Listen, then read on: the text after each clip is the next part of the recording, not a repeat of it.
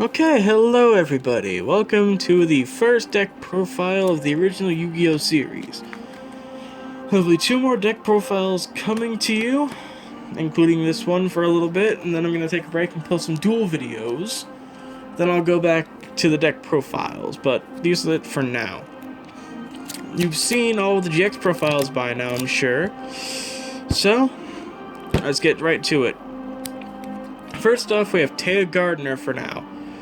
Now, I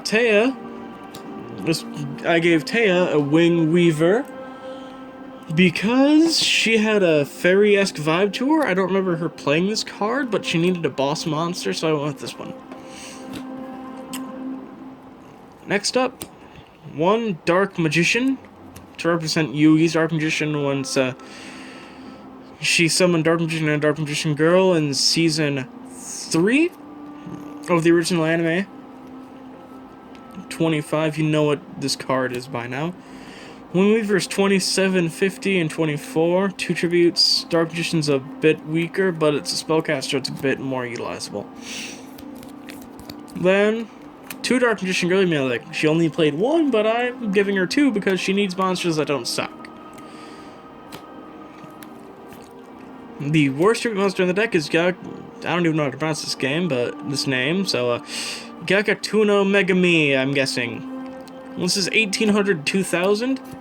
She did play this, if I recall correctly. It's not great. It's a sacrifice for nothing, really, but it works. Now, in place of the 2 Fairies gifts I have yet to receive in the mail, I'm currently running 2 Rogue Doll to represent her spellcaster side. This is 16 1000, so it's decent. This is not going to be in the deck for very long, but it's there right now. Next we have Double Mahavilo, 1550, 1400. He gains attack points for every equip card equipped to him. So this card can get really, really big. But its stats right off the bat aren't too great. But like before, it can get really, really big, and that's great. Next up, 2 Ancient Elf. She did play this card in the duel against Crump. This card isn't fantastic. 1450, it's pretty weak, all considered, but it's okay.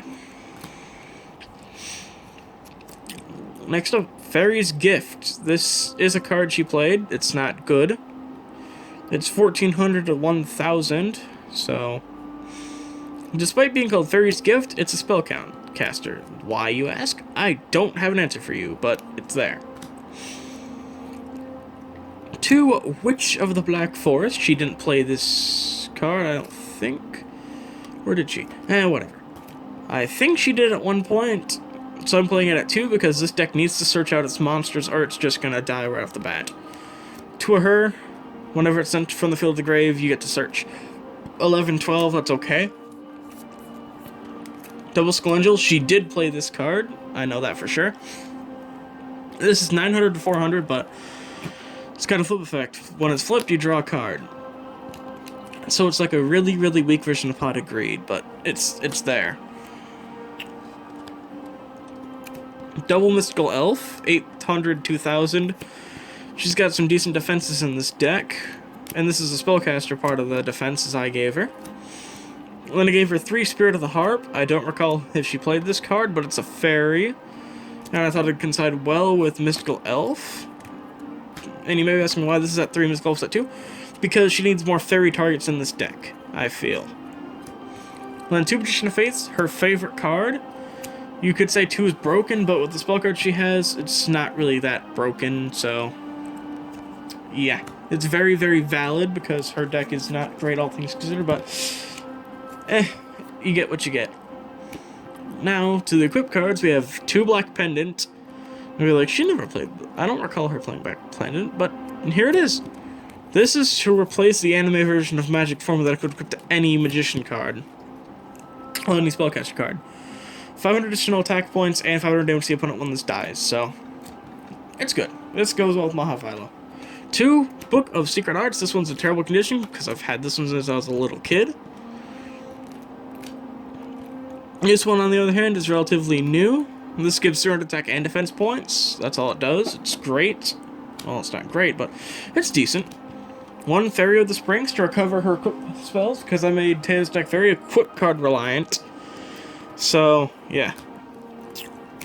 1 Heavy Storm signature in every character deck I have. Blow up back row. 1 Magic Foil to power up Dark Magician or Dark Magician Girl. 1 Monster Reborn to revive her big monsters who die.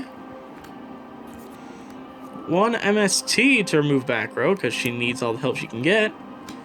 1 Silver Bow and Arrow to go with her fairy monsters. It gives them 3rd attack and defense. It's the fairy version of Book of Secret Arts, essentially. So, yep. On to the traps. 1 Dust Tornado. I don't recall her ever playing this, but it's here. I'm not playing the Sage's Stone because I don't think she needs it. It's in her deck, yes, but I don't think she needs it for what I do with the decks. But if I do get it, I'll be dropping either this or one of the other trap cards you'll see. 2 Magic Jammer to negate magic cards. I do believe she played this, but I can't remember correctly. I don't really like Taya as a character all that much, but she was important in the original series, so she deserved a deck at least. So, no Magic Jammer to get rid of your opponent's magic cards, because if they magic card your good monsters, you're done for. Next up is Trap Hole, because every character deck in the older series has a version of Trap Hole if I don't have a full deck list for them. So here's her Trap Hole, 1 copy. Next up, 2 Waboku. You take no battle damage, and your monsters can't be destroyed. Now, if I'm gonna get Sage's Stone, I'm gonna be dropping one of these Wabokus for it. And that's Tea Gardner's deck. Yes, I know it's not very good, but it's her deck, and she treated it well, I'm sure. But yeah, I hope you guys enjoyed this video. We got 1 more deck profile coming out soon. Thank you for watching, and leave a comment if you think I should add a different card to the deck and take out a couple. Thank you, and have a good day.